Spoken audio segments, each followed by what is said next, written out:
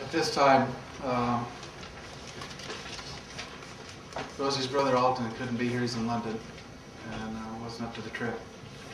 But he has provided a eulogy that we'll listen to through DVD. They made Miracle Electronics. It's a wonderful thing. And then following that, we'll have a talk by Sarah Elkins.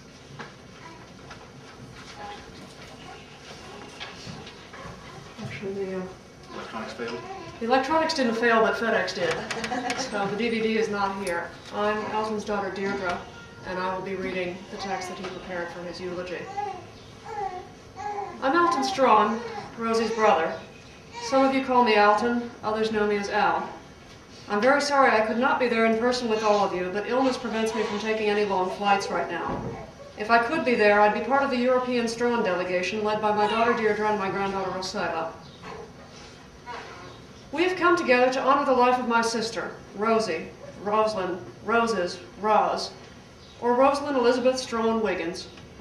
None of us knew her in all of her aspects. She gave something special to each of us, and one name was never big enough. But she was always Rosie to me, and I was always Alton to her. When I think of Rosie, so many stories come to mind.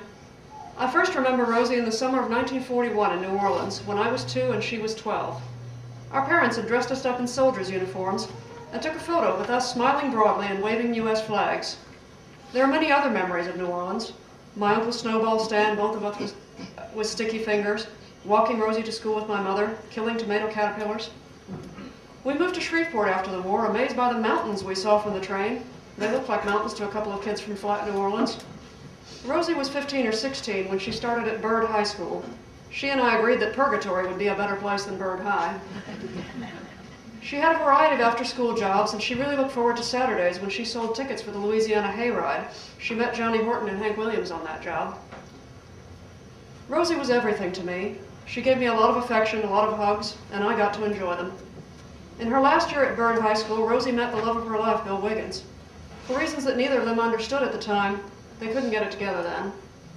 It was like a fairy tale that Bill tracked Rosie down after 50 years and swept her off her feet. Bill, I want to give you my personal thanks. I take my hat off to you for the way you took care of Rosie with such love and devotion for the last 3 years or more of her life. We could not have coped with it all had you not been there. You were her knight in shining armor, and you eased her passage at the end. When I was 7 and she was 17, Rosie married and moved to San Francisco. Then, as now, a light went out of my life. I know that I felt then like I do now, but now she won't be coming back from the coast.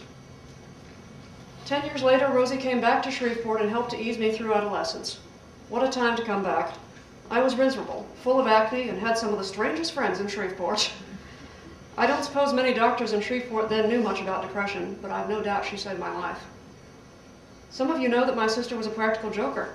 The least of these jokes was to throw a surprise birthday party for me and invite both of the girls I was dating. Oh, how I did love this woman and how I'm going to miss her. How good a woman was she? Look around you. Look at her children, her grandchildren.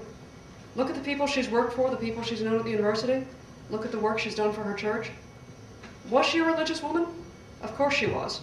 But few knew of her very personal relationship with God. Rosie was never afraid to tell God that that was not a very good idea. I remember when Rosie first began to listen to the missionaries. I'm sure that she had them straightened out in no time at all. I can never think of my sister as a latter-day saint. You see, she's always been a saint to me, and a saint to all those people she's helped. She didn't help them because it was her Mormon duty, not even because it was her Christian duty. She helped them simply because they needed help, and she could help them. None of us who knew Rosie failed to be touched by her, and none would ever forget her. It is for all of these reasons that so many of us weep today, that so many of us feel lost and forlorn. Today and for a long time afterward, it will continue to be as if our lives grew darker, and some part of each day of the future will be darker than the days when she walked and danced and gave of herself to us.